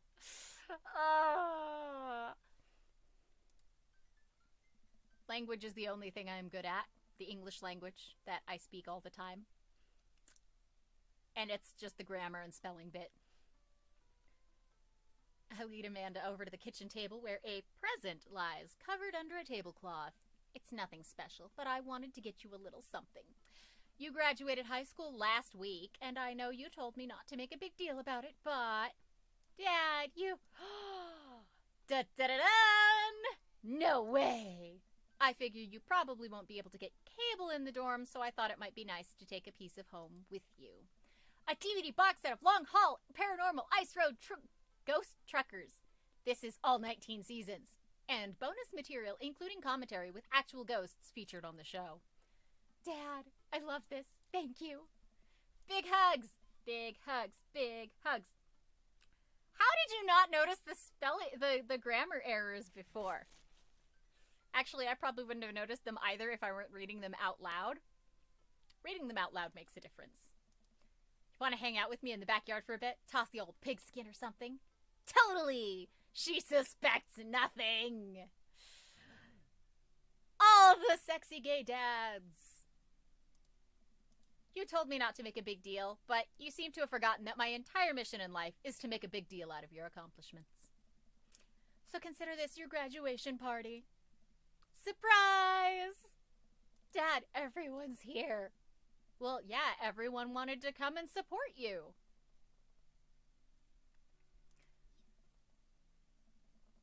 Is that a mac and cheese bar? Sure is. Fully customizable down to the type of mac. And there's an ice cream cake. The good kind, with the crunchies in the middle. Crunchy ice cream cake. I don't know what to say. Don't say anything. Just go have fun with your pals, all right? I'm so proud of you, Amanda. And run to your friends, dear. I should make the rounds and make sure everyone's having a good time. But first, mac and cheese. Nom. Mary, chatting with Amanda. Listen, kid, you're going to need some real-life skills out there if you're going to make it out on the streets. I'm going to college. Same thing. Look, I know you're not old enough to drink. Right. And I know you're smart enough not to drink until you're of legal age. Uh-huh. But hypothetically, if you were to drink, it'd behoove you to drink a glass of water between rounds. Got it. Hypothetically. And if you wake up with a headache, all you gotta do is take a jar of pickles and drink the pickle juice. You're gonna be fine. What's going on here? Girl talk? Now let me tell you about how to deal with a bad roommate. First thing to know, you get straight A's if they die during the semester. Mary! Relax, it's a myth, supposedly. Against my better judgment, I leave them be. Yeah, last time she was giving good advice. What's with her this Oh, that's right, she's Robert's bestie this time. I don't think I recognize that girl by the snack table. Is that Robert's daughter? Hi, I don't think we've met. Oh, we've met years ago. And I'm here for my revenge. You're Robert's kid, aren't you? Spot on! I guess that makes you Ziggy, huh? Yeah, it's nice to meet you. I'm glad Robert brought you along. He promised there would be free food, so that's kind of hard to pass up. And look, I don't know you, but can I get real with you for a sec? My old man's a real closed book, you know? Me and him, we got a long way to go. You don't erase decades of neglect in a week, but you sure can get tired of staying angry about it. That kind of bitterness, it poisons you, I think. I'm too young for that. Anyway, lately he's been better. A lot better. And between him shaving for once and how much he talks about you, I get the feeling you have something to do with it. So, thanks. Robert means a lot to me. How long is a round? A round is one drink. I'm glad he's getting better. Just keep an eye on him while I'm not around, okay? Or else. What? I'm kidding. Or am I? Definitely Robert's kid. I don't know why I'm like this. I think it runs in the family. Amanda trots up to the conversation. Hey, I love your necklace. And your hair. And just, geez, your whole vibe is cool. Thanks. I like your jacket. My girlfriend collects pins, too. Oh, this is my daughter, Amanda. Amanda, this is Robert's daughter, Val. Nice meeting you. I heard you're a photographer. Aspiring photographer. I'm going to school for it. You take pictures? Yes. Yes? Then you're a photographer. Welcome to the biz. Val hands Amanda a business card. If you're ever looking for internships, shoot me an email. Anyway, I need to go make friends with that woman over there who's dual-wielding wine glasses. Catch you later. Okay, then. Val walks away. She's so cool. She gave me her business card. She touched my hand. Congrats, you just networked for the first time. I'm a regular business lady now. Quarterly projections, stock market, synergy. While you're making a fortune as a businesswoman, I gotta keep this party going. Catch you around, Pops. Ziggy! It's him! I'm gonna make him date Goku. Val's scoping out everybody. Everybody scopes out Mary. Mary is a good person to know. Well, depending on which route you're in. She seduces men to get them to buy her drinks. That's all it is. Okay, then. Doesn't make her better. Brian, you made it! Ha! I don't pass up on good Mac. What do you think of the party? It's not bad. Just not bad? Yeah, it's not bad. Don't let him bait you. Don't let him bait you. Thank you for the lovely compliment. Daisy! Hi, Amanda's dad. Hey, Brian's daughter. See how that feels? This is a really great party. Thanks so much for inviting us. Ah, there's another typo. Thanks so much. You're very welcome, tiny child who knows how to pay a compliment. We lock eyes. This isn't over. He's just jealous that I have a sexy boyfriend and he doesn't. Bro! Bro with the cute baby! Bro! This is a real rager, taking our older age into consideration. I'm trying to be in bed at a reasonable hour tonight. Don't let me get too wild. Don't worry, dude. I'll keep an eye on your fruit punch intake. Look at that happy baby! I'm sorry, but the baby is my favorite character in this whole game. She's so cute. I just want to play with her little hands and boop her little nose. Babies make the funniest faces when you boop their noses, by the way. They look so confused, like they don't know what to do with themselves. You know, I'm really glad we're bros again. Let's hit the gym sometime soon, huh? Sure thing, dude. And those girls, they're so cute. I like the twins. They're fun. Hi, little ones. Hello. Hiya. Thank you for all that ice cream cake. Wait, girls, how much of that did you eat? Briar ate 4 pieces. Ask any witness. No, I didn't. Hazel ate 4 pieces and wants to pin it on me because we look alike. I have your face. Nobody will ever believe you. Yes, the baby wins out for Amanda. Sorry, but she's too cute. Look at that face. Look at her happy little face. Good seeing you, Craig. Let's hang soon, yeah. Amanda does give better hugs than the baby, though. Babies don't hug very well because they don't control their arms very well.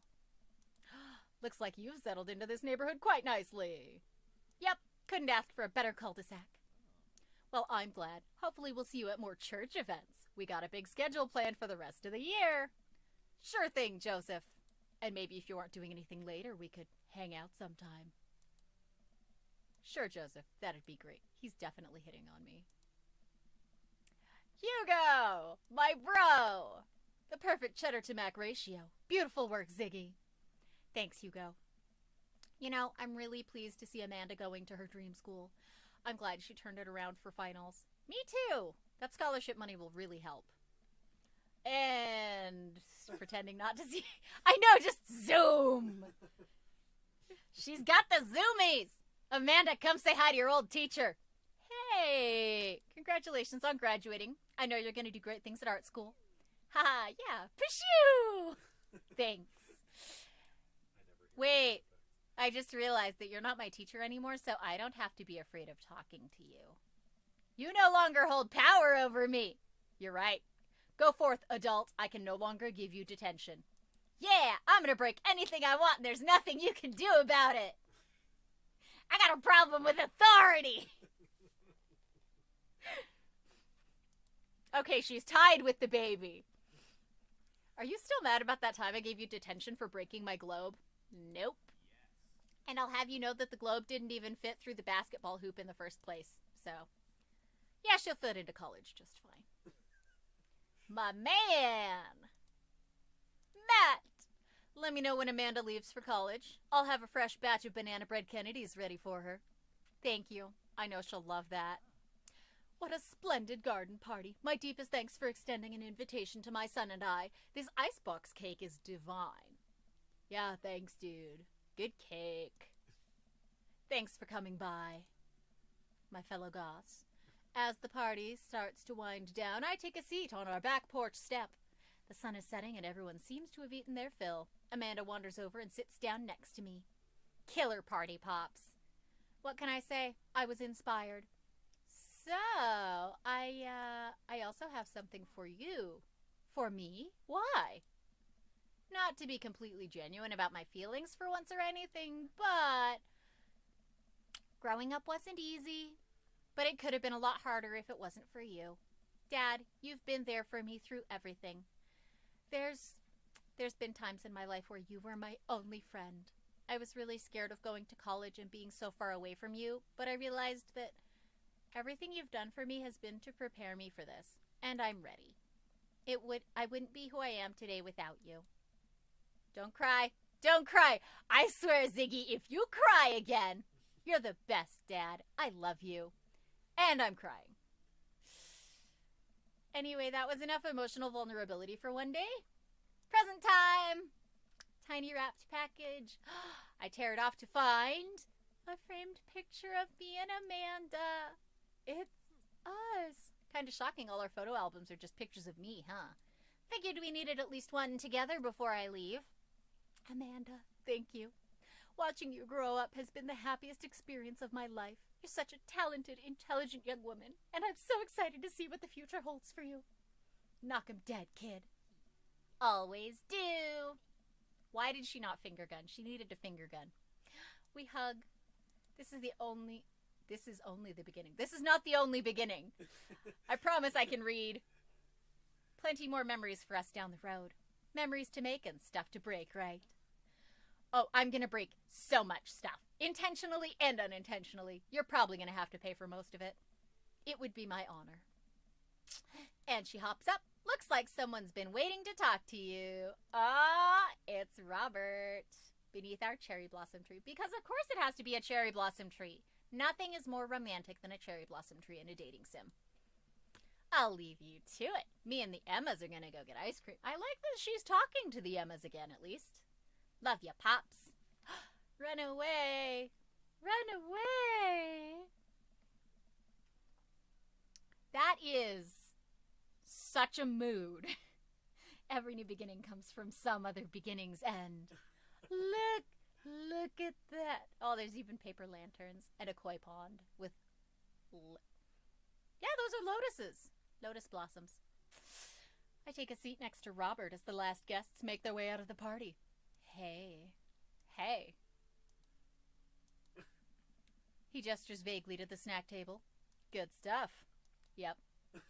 So, I had a chance to talk to Val. She physically threaten you? Yeah. That's my girl. She said you've been doing better. Trying to work on the vices. I also showered today. We sit in silence for a moment. You know, every day for me is a battle against my own self-destructive habits. Well, yeah, you're the bad boy. But lately it's gotten a little easier. Thanks for talking some sense into me. It's hard to get things through my thick skull sometimes, but what you said that night has actually helped. I'm glad. I like you, Ziggy. I like you a lot. I haven't felt this way about someone in a long time. I lean in and kiss him for a moment before he pulls away. He takes my hand in his. You're special to me. Aww. But I have some stuff I need to work on. Emotionally. Before I can get into anything romantic with you. You deserve better than who I am right now. I need to be on my own for a bit. Figure some things out. Of course. I think what you need right now is a friend. And I'm very happy to be that for you. Thank you. That means a lot to me. And if you're ever ready for more than that, you know where to find me. Let's hunt ghosts sometime. I would love that. I put my head on his shoulder, and we watched the sun slowly dip below the horizon together. And he doesn't want a relationship.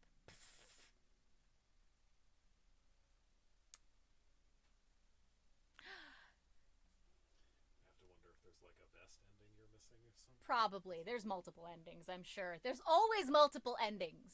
Right? But I unlocked the Knife Dad achievement. I told you, he's the Knife Dad. He carries so many knives. I love how Nick was gone for the last, like all of the Robert route. Val! Oh yeah, they have voices! I keep forgetting that they have voice actors because I'm talking over them. Oh, background artists. That is a lot of background artists. That's a lot of people involved for a joke game. That's awesome. But yes, all the feels. This game actually has really good advice. Anyways, I think that is it for this episode of Stream Daddy. Because yes, I am calling it that. Have been since episode 2. And we're gonna try a new dad next time. Whenever next time is. Thanks for joining me, guys. And we'll see you next time. If it will let me stop. Nope, I'm trapped in the stream. Just kidding. I live here now. I know, it was supposed to be a joke game. It's way too in-depth. Alright, bye.